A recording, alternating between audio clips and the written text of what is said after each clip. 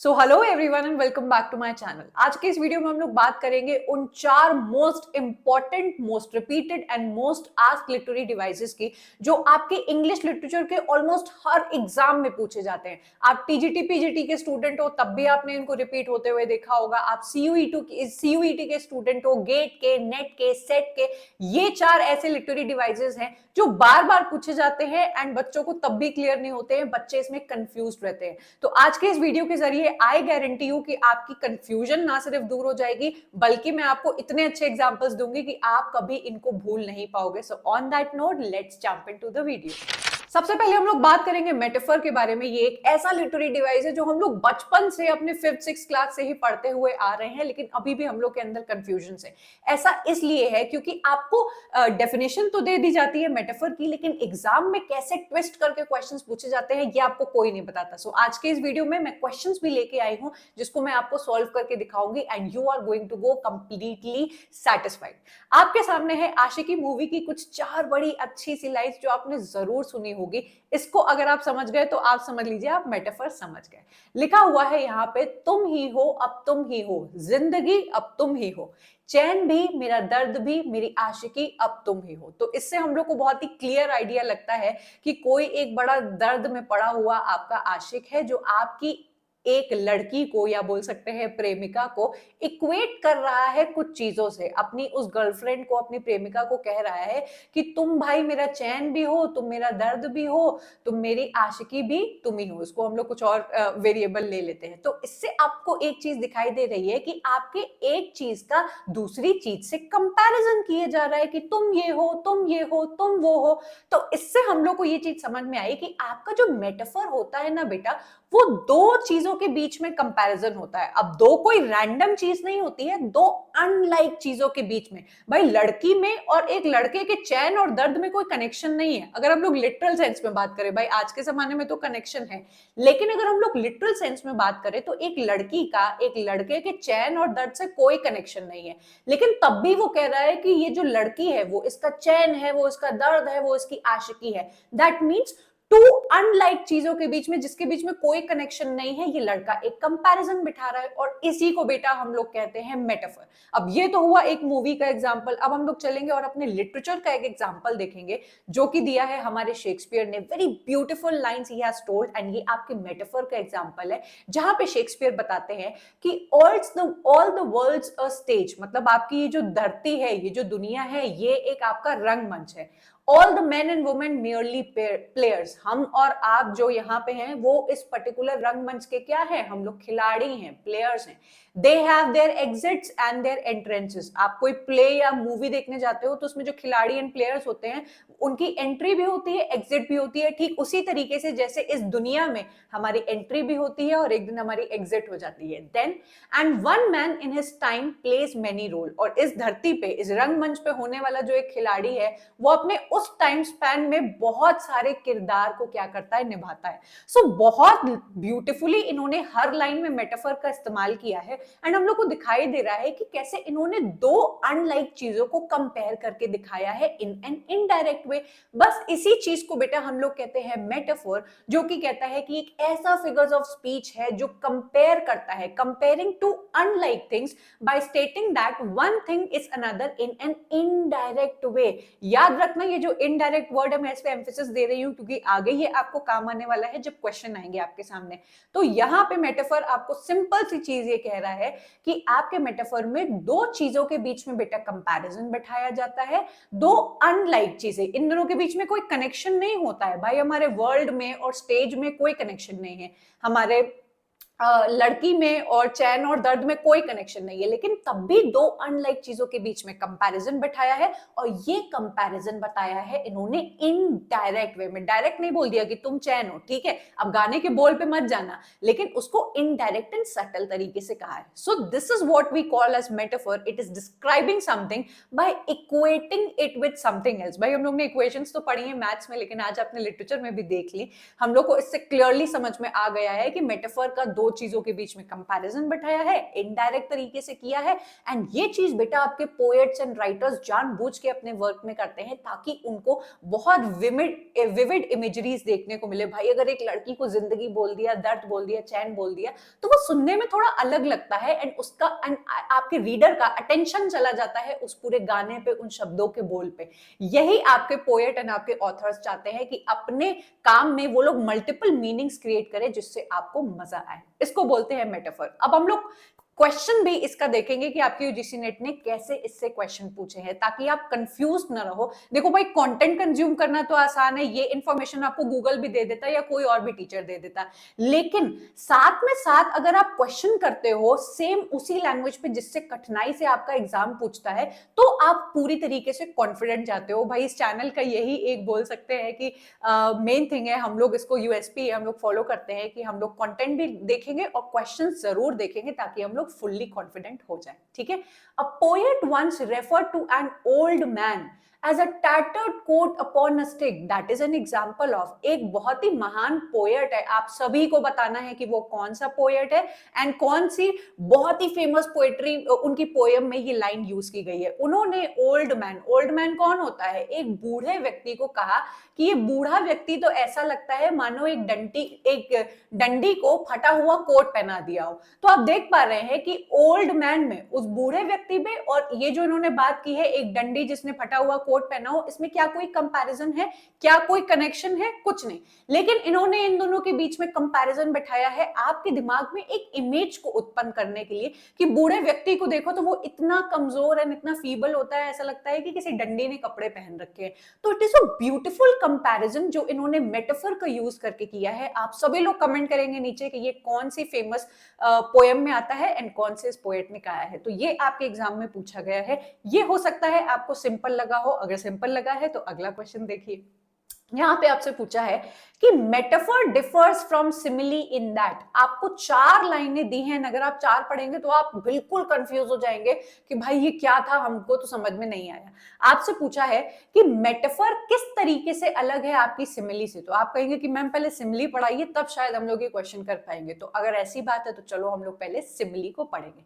Simile आपके ठीक metaphor की तरह 2 अनलाइक चीजों के बीच का कंपैरिजन है। अब आप कंफ्यूज हो रहे होंगे कि मैम अगर मेटाफर भी 2 चीजों के बीच का कंपैरिजन है, सिमिली भी 2 चीजों के बीच का कंपैरिजन है, तो दोनों में फर्क क्या है? फर्क ये है कि metaphor is an indirect kind of comparison and simile आपका डायरेक्ट कंपैरिजन है। बिल्कुल डायरेक्ट, आपको तुरंत पता लग जाएगा सिमिली को देख के। क्यों? क्योंकि सिमिली में हमेशा आपको बेटा ये 2 लाल शब्द दिखाई देंगे, लाइक और एज। ठीक है। जिस भी आपको लाइन में लाइक दिखाई दे दिया जाए, you are like an ice cream, you are like a stone, ठीक है, you are like a lion, यहाँ पे डायरेक्टली मैं यू को, एक इंसान को कह रही हूं कि तुम लॉयन हो। अब एक्चुअल में लॉयन नहीं है, मेरे कहने का मतलब है कि तुम लॉयन की तरह ब्रेव हो, लेकिन मैंने शब्द इस्तेमाल किया यहाँ पे like. Like is a direct comparison कि तुम ये हो, तुम ये हो, तुम बंदर हो, तुम उल्लू हो। It is a direct comparison और यही फर्क है आपके मेटाफर और सिमिली में। मेटाफर में इनडायरेक्ट कंपैरिजन, सिमिली में डायरेक्ट कंपैरिजन। किन शब्दों का यूज करके? आपका लाइक एंड एज। ठीक है। तो अब हम लोग वापस से उस क्वेश्चन की तरफ चलेंगे और देखेंगे कि अब हम लोगों का आंसर क्या होना चाहिए। तो मैं आपको बता देती हूं कि इसका आंसर है पॉइंट नंबर 2। आप पढ़ेंगे अब हम लोग इसको साथ में और इसका मीनिंग समझेंगे। Metaphor is a comparison. A comparison in metaphor is usually implicit. इस वर्ड को पकड़ना कि आपका जो मेटाफर होता है ना बेटा, इम्प्लीसिट होता है।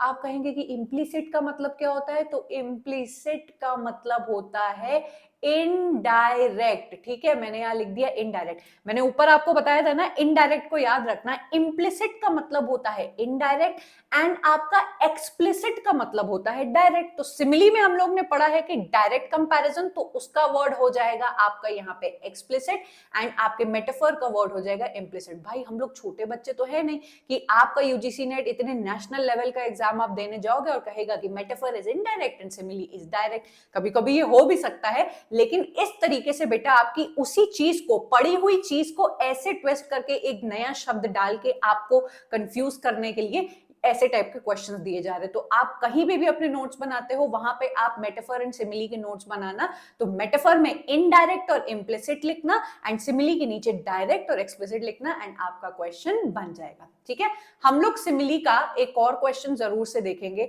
अब ये क्वेश्चन बहुत बड़ा था जिसमें 4 आपके लिस्ट 1 में दिए हुए थे एंड 4 आपके लिस्ट 2 में दिए हुए थे। अब इतना क्वेश्चन यहाँ आता नहीं, बहुत छोटा हो जाता, तो मैं आपके लिए सिमिली वाला जो ऑप्शन है वो लेके आई हूँ। आपको यहाँ पे दिखाई दे रहा होगा, an ice mast high came floating by as green as emerald. अब देखो यहाँ पे आपके एक आइस को, आइस का एक टुकड़ा होता है ना, बहुत बर्फीली जगह पे जाओ एंड उसका अगर आप कलर देखोगे तो वो एक अजीब टाइप का ग्रीन कलर होता है जिसको हम लोग कहते हैं एमरल्ड कलर। तो इन दोनों के बीच में देखो बेटा कंपैरिजन बनाया गया कि नहीं, लेकिन डायरेक्ट कंपैरिजन बनाया गया क्योंकि यहाँ पे है एज। अब एज होता चाहे लाइक होता, आपका आंसर बन जाता सिमिली। तो यहाँ पे आपका आंसर बन जाएगा सिमिली।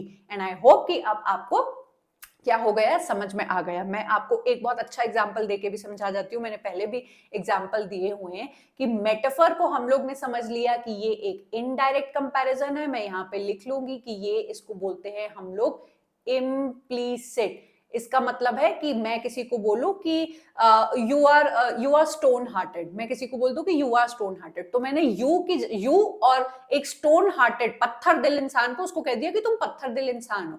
वहीं दूसरी तरफ मैं सिमिली का इस्तेमाल करूं तो ये है आपका इनडायरेक्ट एंड एक्सप्लिसिट, एंड मैं उस इंसान को बोलूं यू आर लाइक स्टोन, मैं उसको डायरेक्टली बोल दूं कि तुम पत्थर हो। तो देखो बात दोनों में एक जैसे की गई है कि तुम पत्थर दिल हो, और यहाँ पे बोला जा रहा है कि तुम पत्थर हो, लेकिन वहां पे इनडायरेक्ट कंपैरिजन है और यहाँ पे डायरेक्ट कंपैरिजन। ठीक है, क्लियर होगा सभी बच्चों को। अगर अच्छा लगा हो ये एग्जांपल और लगा है कि आप जीवन में नहीं भूलेंगे तो हिट दैट लाइक बटन और कमेंट करना कि कैसा लगा।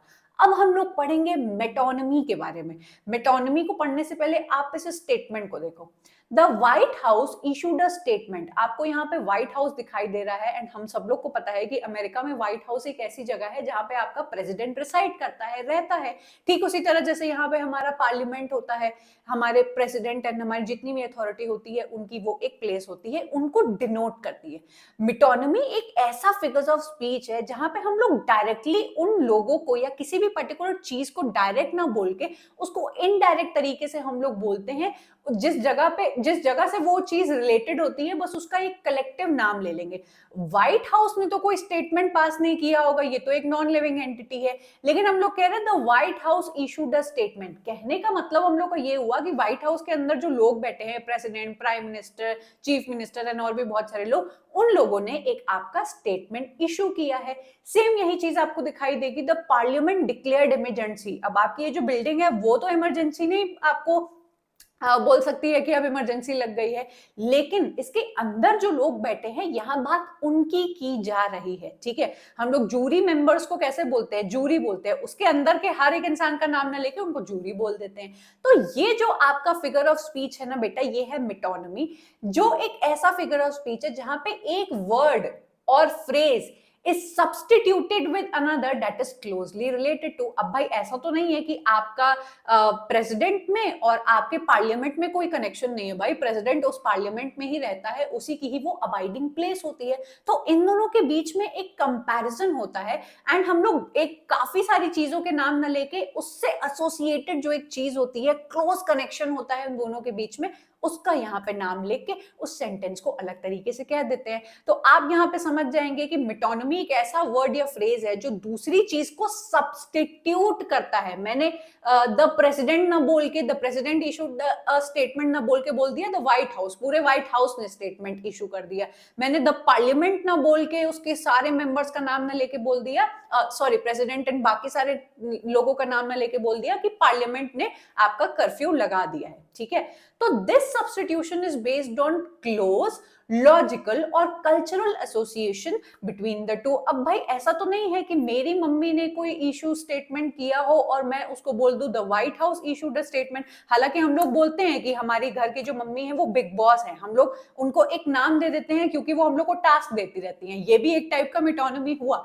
ठीक है, तो दो चीजों के बीच में अगर क्लोज कनेक्शन है आप तभी उसको सब्स्टिट्यूट कर सकते हो। ये नहीं कि किसी ऑफिस में कोई बात हुई है एंड आप बोल देंगे the white house issued the statement. White house में में और ऑफिस के एक बॉस में कोई कनेक्शन नहीं है, आप नहीं बोल सकते हो। आपके प्रेसिडेंट और आपके व्हाइट हाउस का एक कनेक्शन था, तभी हम लोग यहाँ पे उस वर्ड को सब्स्टिट्यूट कर सकते हैं। ठीक है, तो ये आपको समझ में आ गया होगा। It is a way of referring to someone indirectly by using a term that is related to but not the same as that thing being discussed। भाई exactly दोनों में कनेक्शन तो नहीं है, इनडायरेक्ट है, लेकिन फिर भी दोनों में एक क्लोज लॉजिकल कनेक्शन है। ठीक है, मेटोनिमी यहाँ पे खत्म होता है। हम लोग एक इसका क्वेश्चन जो आपके एग्जाम में आया था वो ये है, the pen is mightier than the sword. ये हम लोग ने बचपन से लाइन पढ़ी हुई है, हम लोग को आज तक पता नहीं था कि ये किस चीज का एग्जाम्पल है। तो ये बेटा आपकी मेटोनिमी का एग्जाम्पल है। अब आप कहेंगे कि पेन का स्वॉर्ड से क्या कनेक्शन है, तो ये स्टेटमेंट आपको कहने की कोशिश कर रहा है कि कभी कभी आपकी फिजिकल फोर्स से ज्यादा आपके शब्दों से ही काम बन जाता है।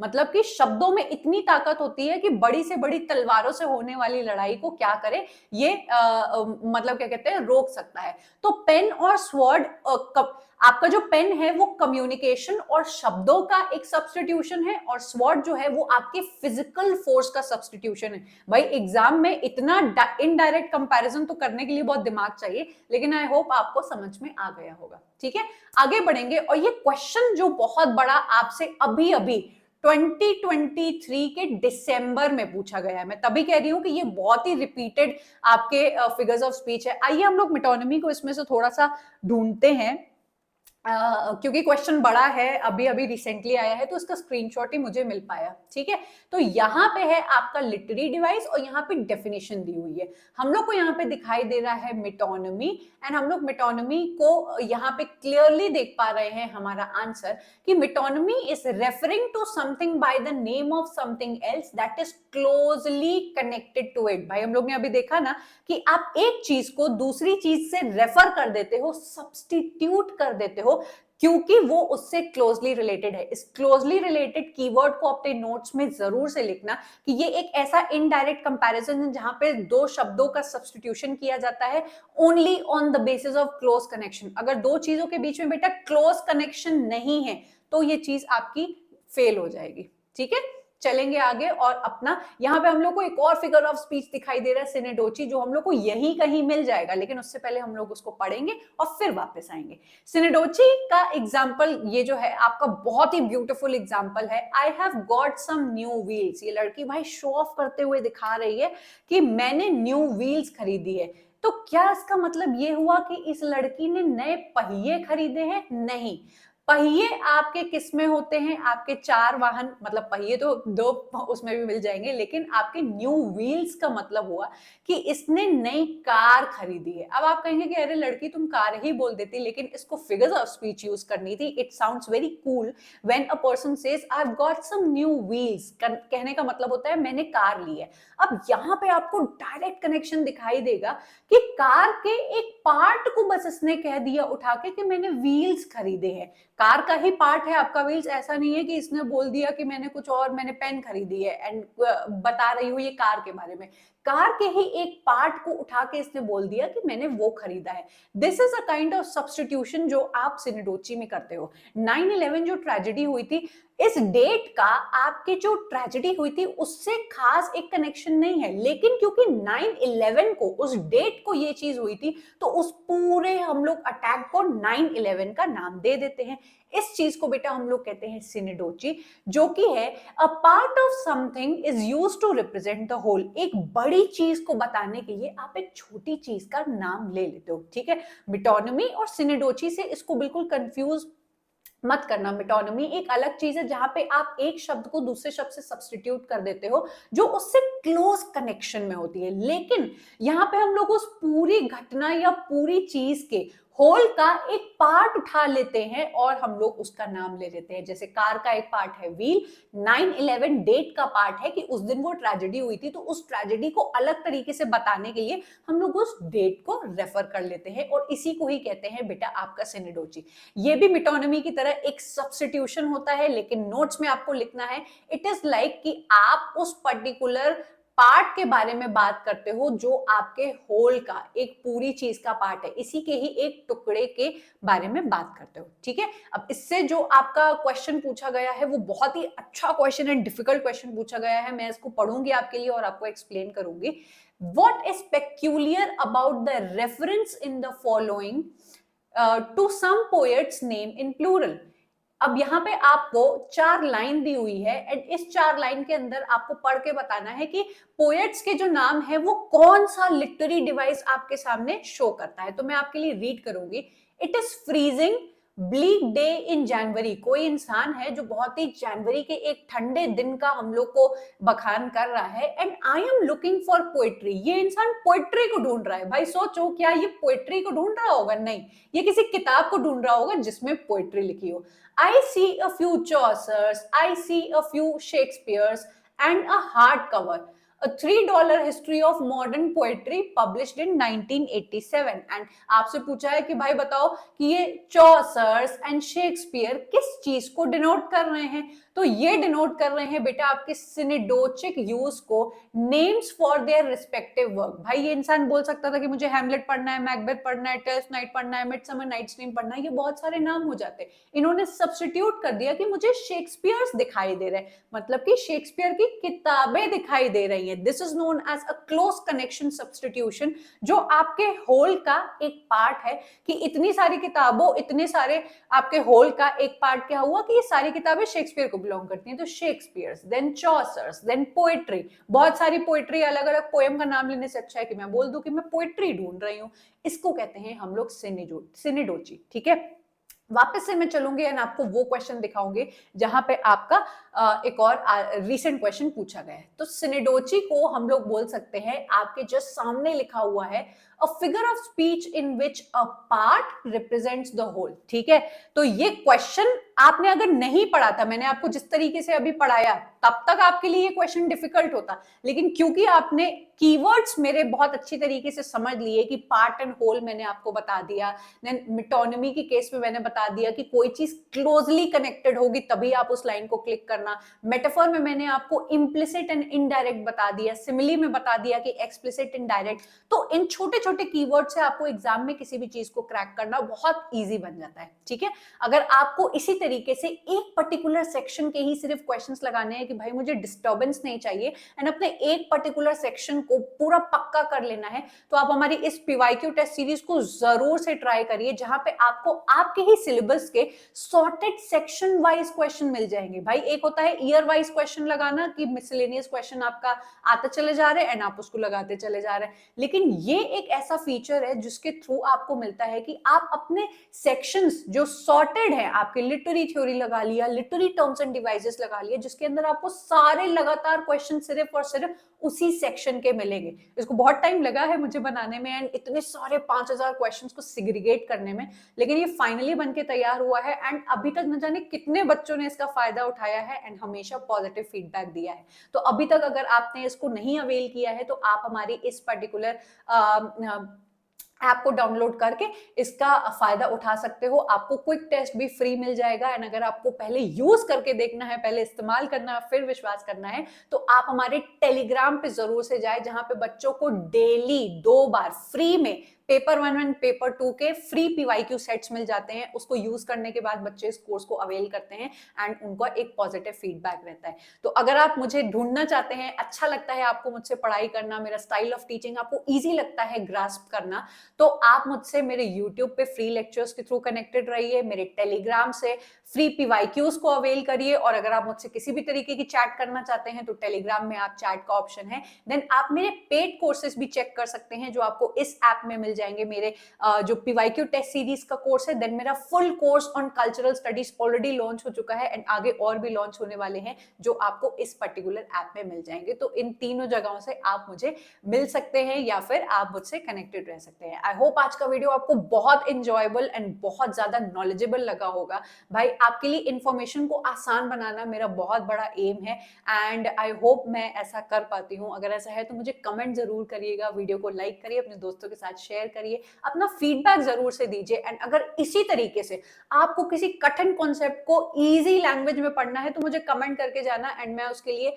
आपके लिए एक बहुत ही इजी वीडियो बना दूंगी जो आपकी लर्निंग जर्नी को आसान बना देगा। So I am going to take your leave. I will meet you up next in yet another video. Bye and take care.